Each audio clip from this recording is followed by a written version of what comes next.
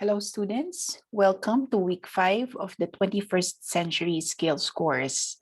I am starting this week 5 presentation by introducing again the two essential set skills needed by the 21st century professional. So we have here two essential set of skills needed. And what are these? The first is the ability to acquire and apply new knowledge. Okay, so it's emphasized here that after getting the knowledge, you have to know how to apply it as well.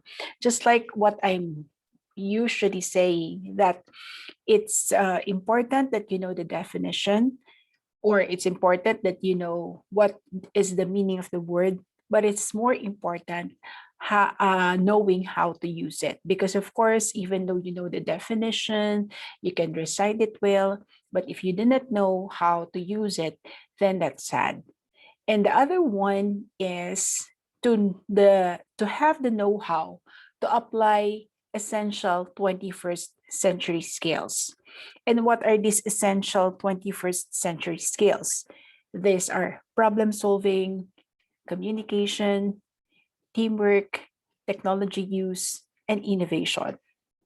Or in other words, we call it the soft skills because, of course, it's a soft skill because on top of the skills that you need to have according to your profession, you also have to have these skills in order for you to be the best employee, or maybe for you to have an advantage over the other students or over the other applicants who are only good at their discipline.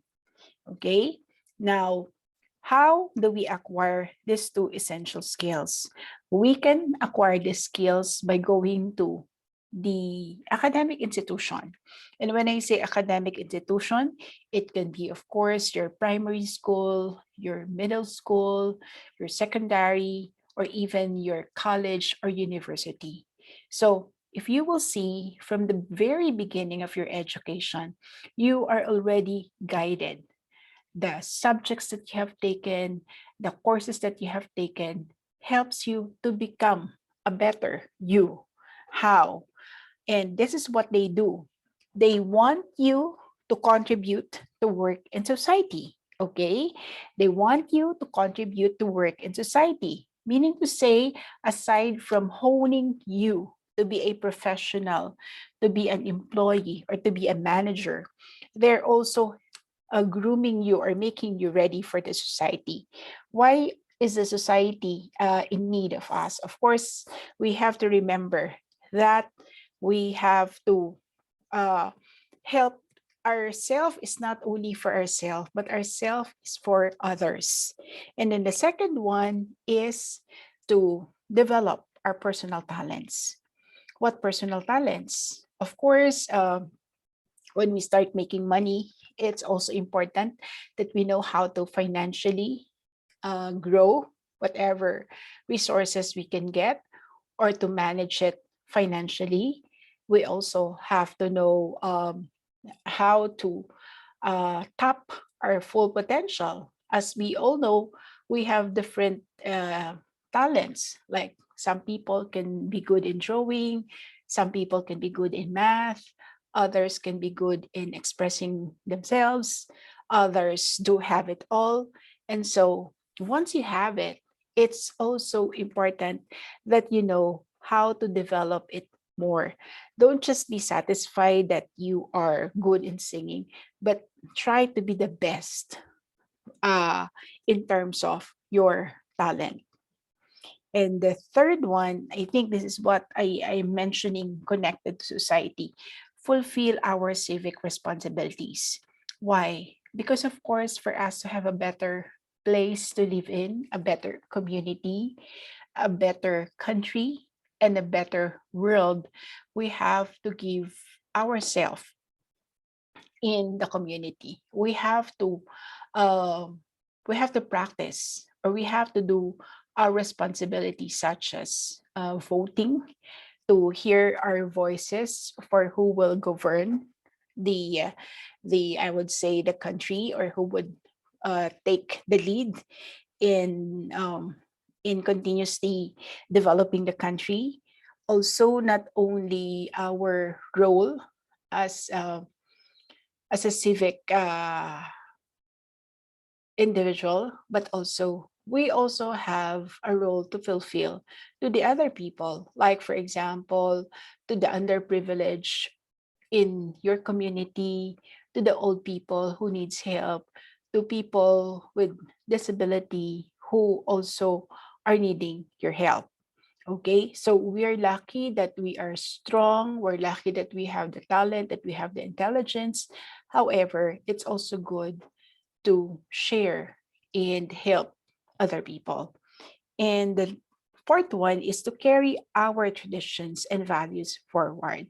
When we say traditions, these are the good things that we pass on to the next generation. Like, for example, the Korean people never forget to celebrate Chuseok, to celebrate Solal, to actually practice their tradition. Why? Because that is our identity. That is who we are. And so, if we want to keep that going, then we have to pass it forward. And not only the traditions, but the values as well. What values? The the good qualities that you have, like for example, your respect to culture, your respect to elders, your valuing your family, or you're valuing your culture. Let's say, for example, it's part of the family ritual to get together every weekend. And also, like I know for a fact that most Koreans are very hardworking, and so you give a high respect to your work, and that is the reason why you are very, focused on your work, and that you spend a lot of time in the office or in the workplace, because you value work and hard work. So this is the general role of education. Now, we would like to see if this is still the goal of the education in this 21st century. So let's see if it's the same. So education's role in this 21st century, did it change because we are moving forward to the digital age, or as many would call it, the fourth industrial revolution? Is the education's role different now compared to before? So let's try to see that first, okay? So it says here that education helps the students to contribute to work in society. So it's almost the same. And how do we do that? If you look at these photos, you see here, you'll see that this person is probably not from this place. She looks foreigner to the place, but what she does is to extend her her profession. Like probably she is in the medical field and maybe doing a volunteer work to check on the well-being of people in a community. Okay, and we see here that yeah, most of the what's this? Most of the work now in offices is highly powered by technology, and so if you are um, if you were given the right training and the right preparation, then you can be productive in your work. So here also there are some keywords that I connected to this concept. So when you take your major, okay, you learn the core content. Like for example, I did mention that if you're studying engineering, then you learn courses related to it, like probably math, computation, or all the math related to engineering, probably physics also, and the other hard sciences.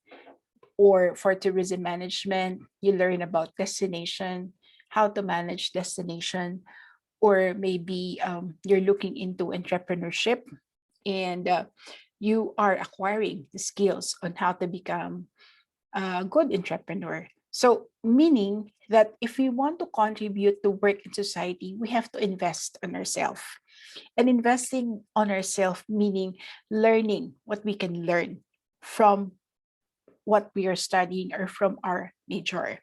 Then also, another keyword here that we have is innovation. I emphasize innovation because we cannot just be uh, people or professional who knows how to repeat, who knows how to follow order, or who knows how to duplicate things. But we are also expected to know how to innovate, meaning how to introduce a better way of producing things, or better ways of doing things, and also learn or maximize the use of technology to be more productive, or maybe to come up with new things. And also, when I say career skills, these are actually skills related to the profession or the career that you will be choosing. Like, for example, leading, maybe managing, organizing, planning, decision making, time management. These are very important skills that you have to have with you when you go to work. Okay. And also, you have to know how to find new ways to preserve our natural world. So, how do we do that? The buzzword in this 21st century is sustainability. Okay, sustainability means preservation. So how do we do that? How do we give our contribution to preserve this natural world? So as you know, there is this aggressive campaign about eliminating the use of straw, especially the plastic straw, or maybe encouraging businesses, those coffee shops, to use not recyclable but reusable mags or reusable containers, because when they use plastic, it contributes to the pollution of the earth. So we produce a lot of garbage. Okay. Or if we look at automotive industry, gone are the days that that people would rely on gasoline and diesel to be the fuel of the car.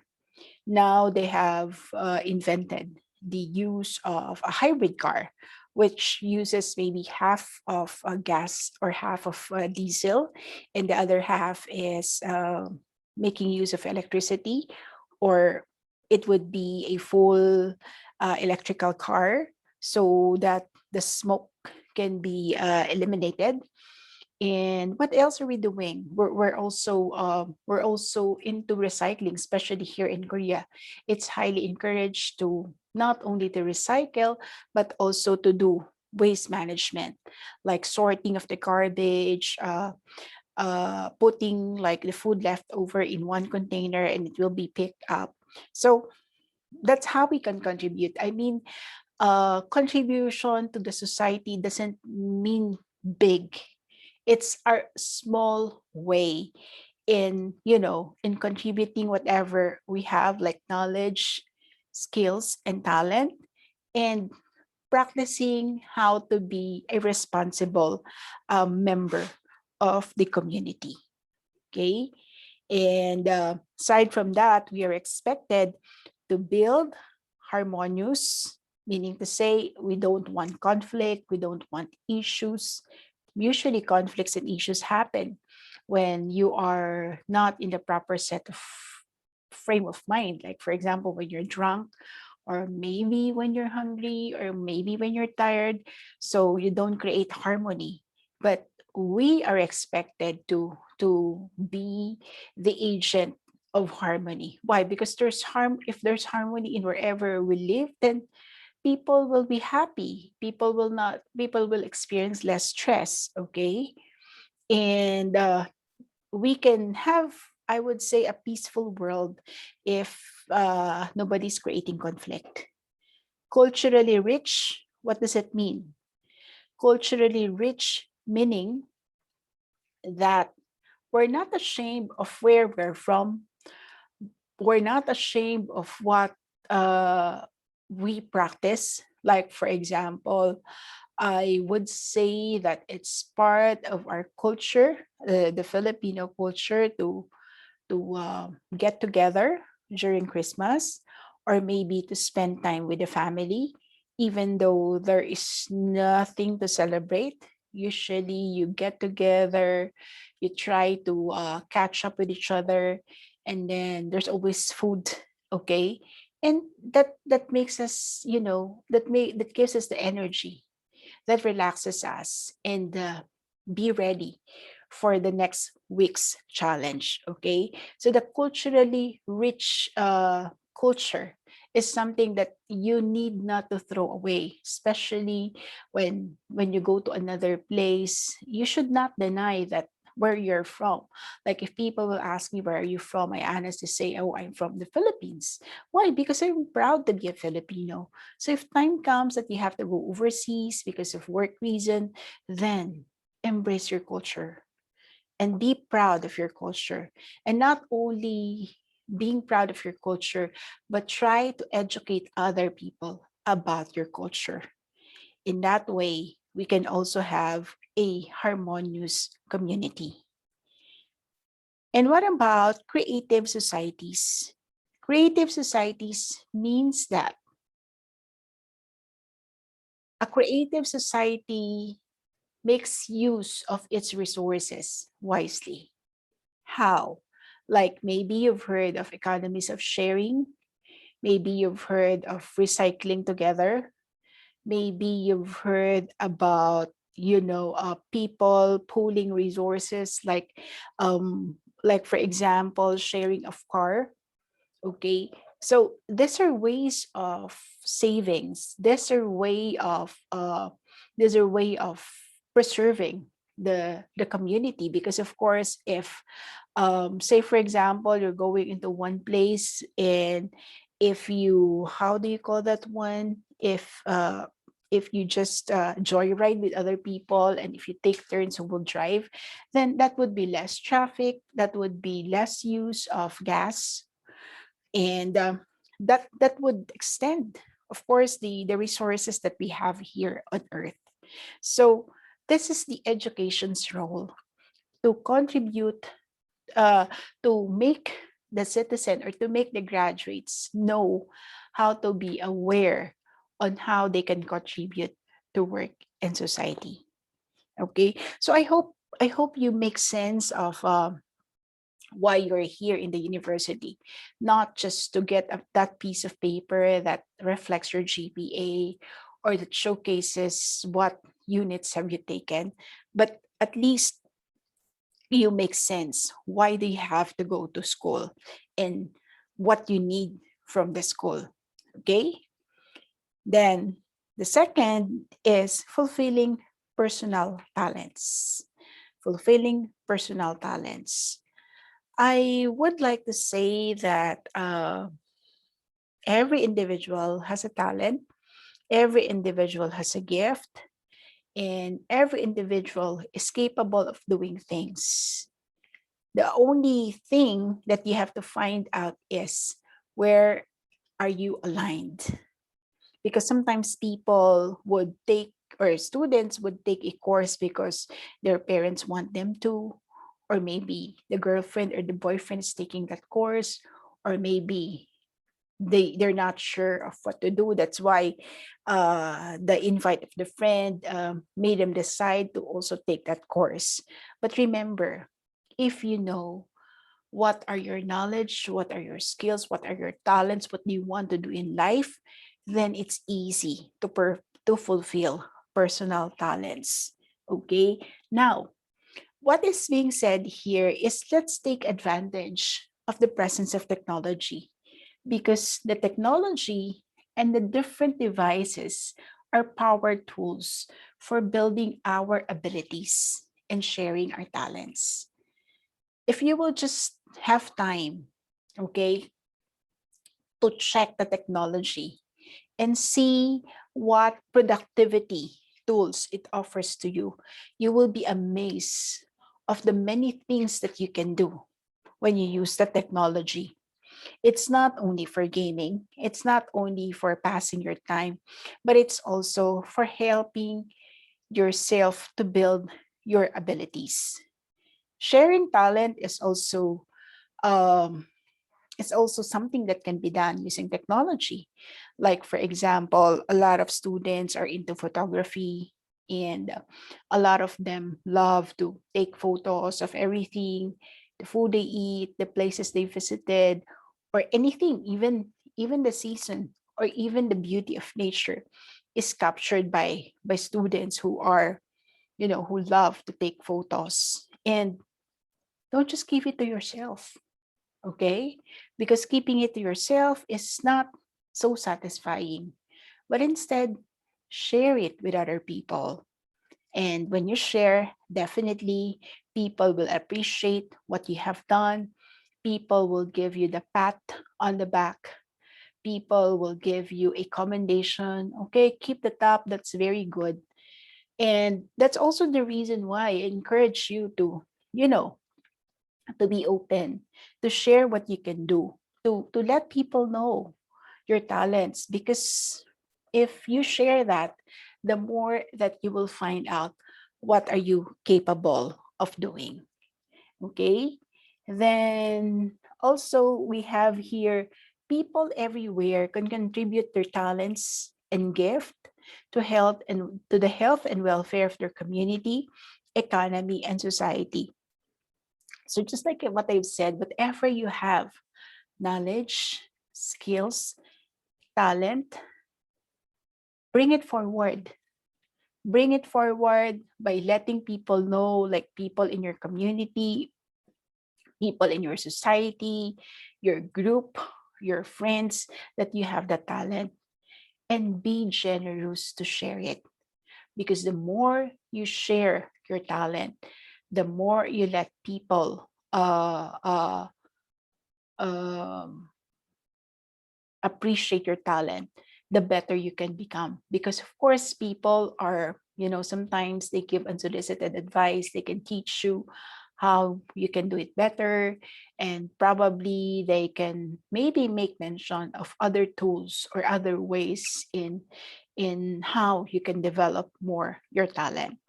Okay, now people say that, oh, it's so hard to study this time because of the pandemic, and we cannot go out of the house, we are confined here.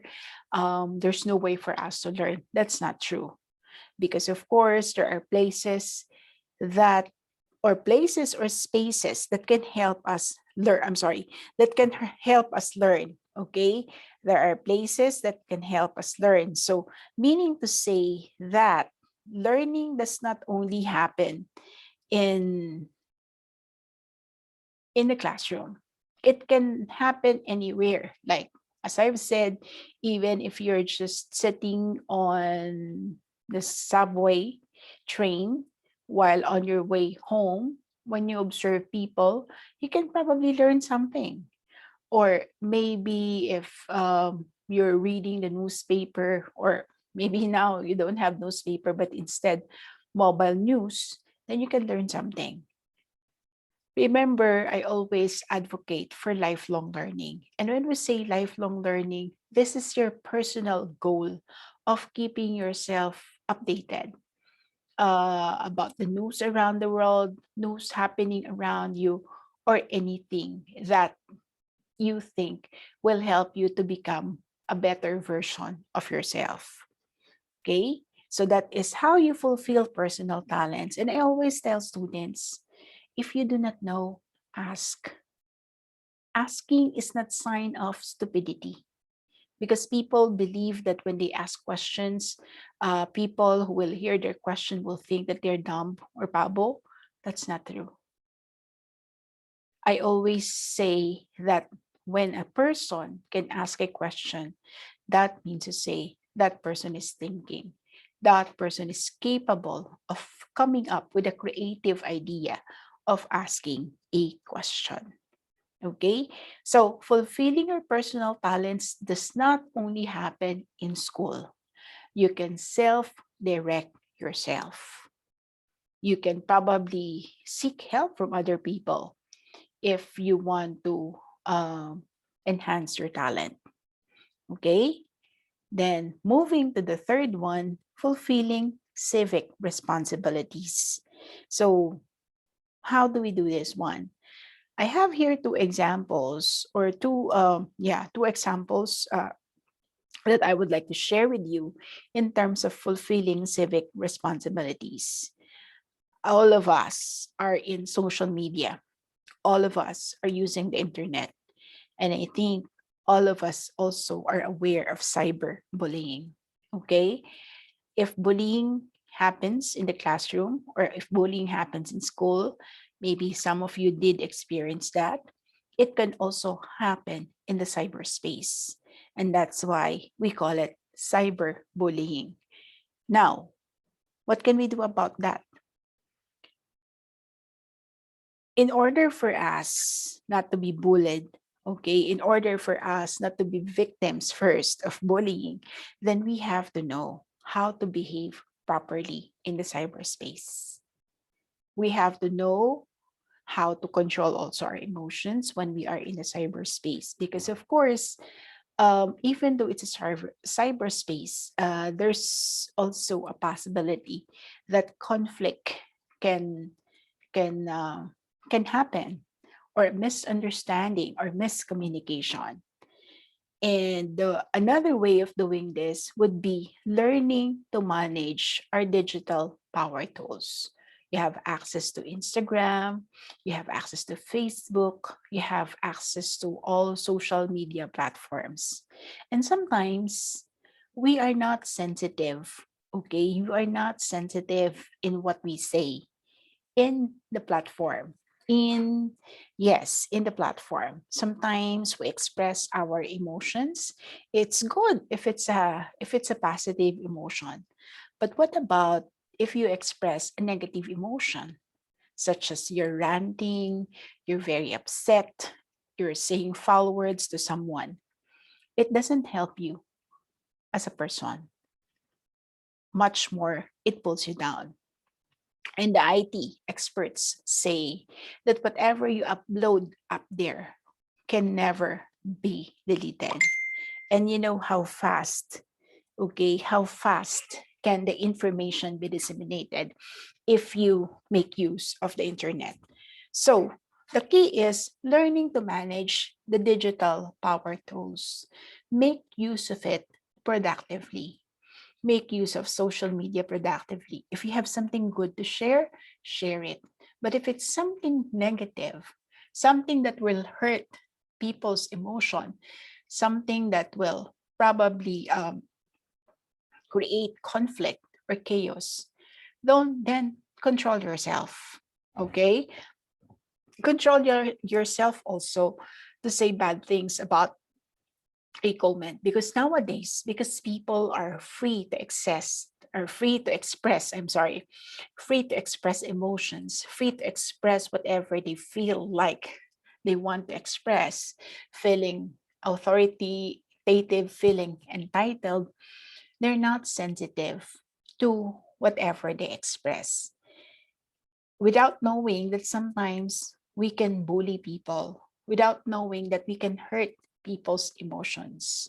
So, if we know how to manage our digital power tools, like how to use Instagram, how to use Facebook, how to use Kakao Story, and the other platforms that you visit, okay, then that would be, I would say, a small contribution to fulfilling your civic responsibility. You can pacify probably cyberbullying. You can also protect yourself from being a victim of cyberbullying. And you can also be decent in, of course, in what you upload in social media. Okay. And what else do we have here? Apply critical thinking and information literally skills. I already did mention that if you know, okay, if you know the right things to do, the right words to say, the right photos to upload, the ethics, as we say, or the netiquette, as people would say it, then it would be easy. Okay, it would be easy because the civic responsibilities does not happen only in the community. It can also happen in the cyberspace. So you have to be critical in whatever you do. Think many times before you post, before you upload, before you comment. And information literally skills is, how are you supposed to behave? Okay, how are you supposed to behave in the cyber space? And maybe if you have some thoughts about this, I would be happy to hear it as well, because maybe my knowledge or my experience is limited. And if you have valuable insights or experiences, feel free to share about your idea in, in how you can fulfill your civic responsibility. Okay. And this is the fourth one. This is very short. The fourth one is carrying forward traditions and values. Why do we emphasize this? So I've said we would like to sustain the world. We would like to preserve the culture.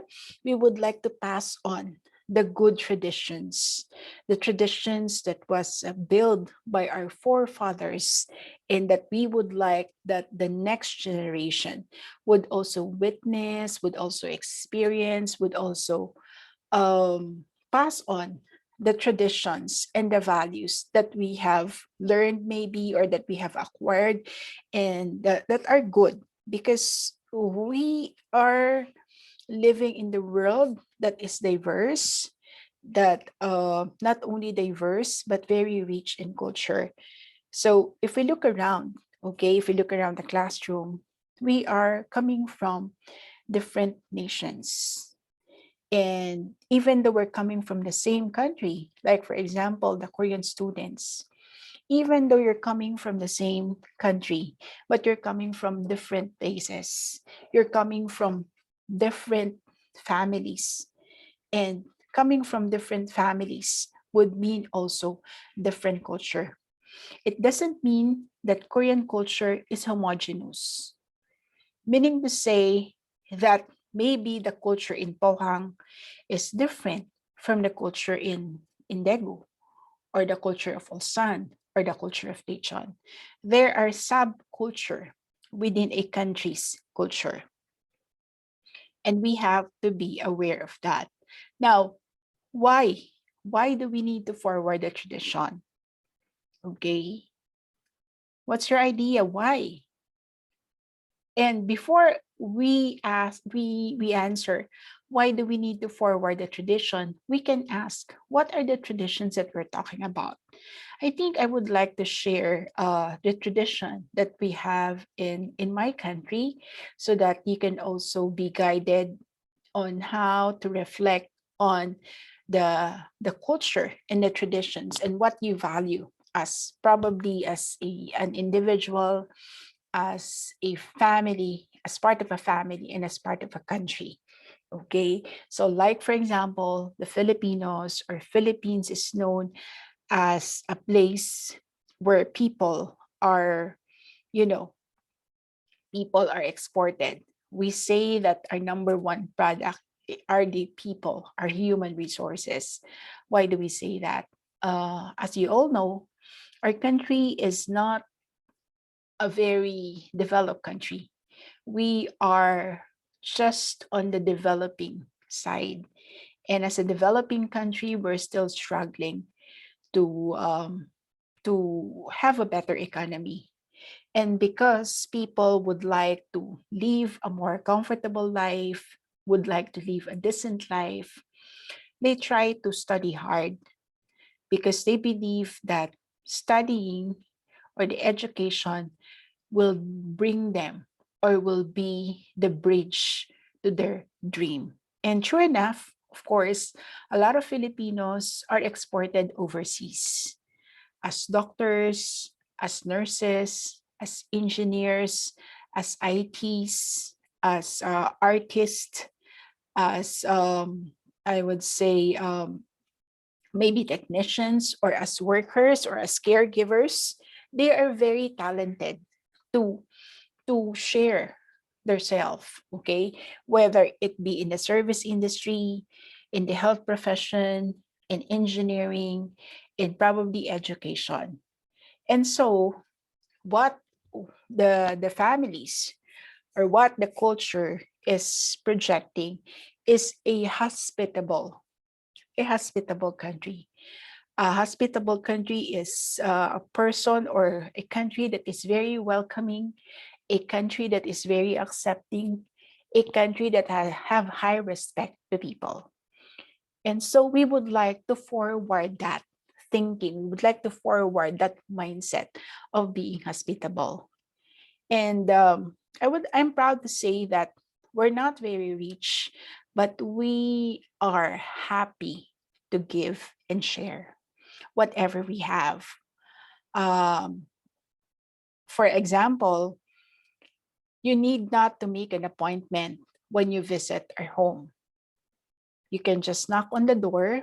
And once you knock on the door and somebody open that door and say, for example, that's dinner time, you will be invited to sit down at the table and have dinner, no matter how much food we have on the table.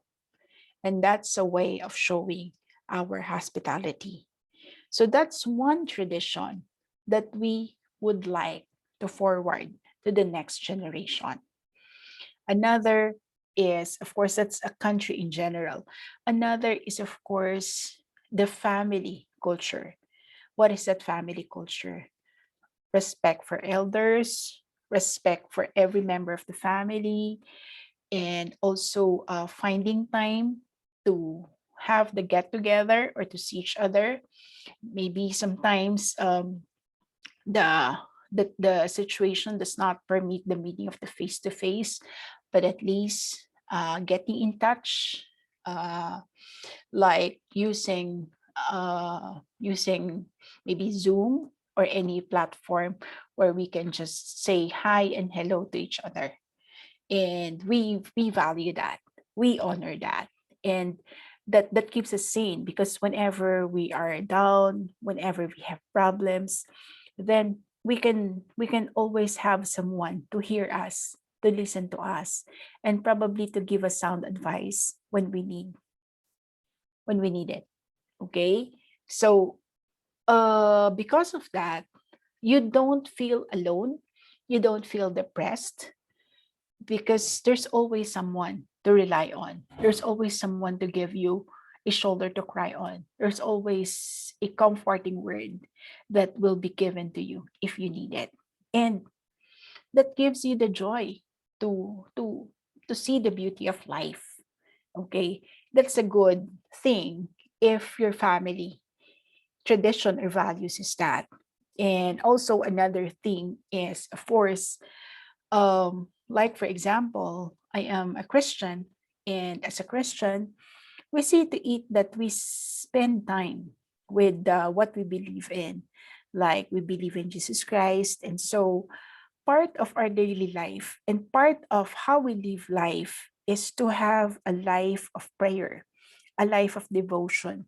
That's where we get our strength. That's where we anchor our faith. That's where we anchor our hope. And that gives us the joy. And that gives us the meaning on things that we do. Okay.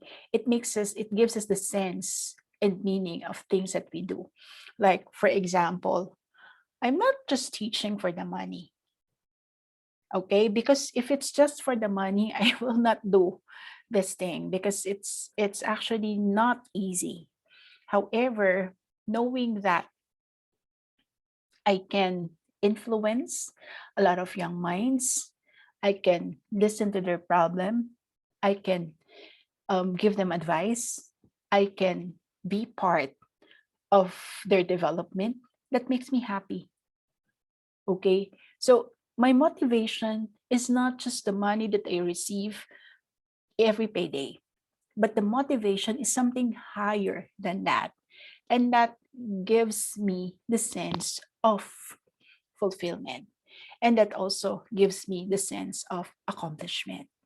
And so these are things, these are experiences, these are thoughts that can be passed on to the next generation.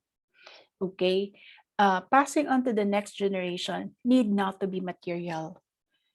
If you pass on to the next generation valuable things, like, for example, rich life experiences, hope, courage, strength, perseverance, hard work, and what else? Resiliency. These are the good treasures. These are the treasures that cannot be stolen. These are the treasures that they can always keep in their minds and in their heart. And whenever they need to withdraw or they need these treasures, they can always recall, remember, and probably listen to this for them to have hope, for them to have positive thinking. Because if you have hope and positive thinking, then you can move forward in life.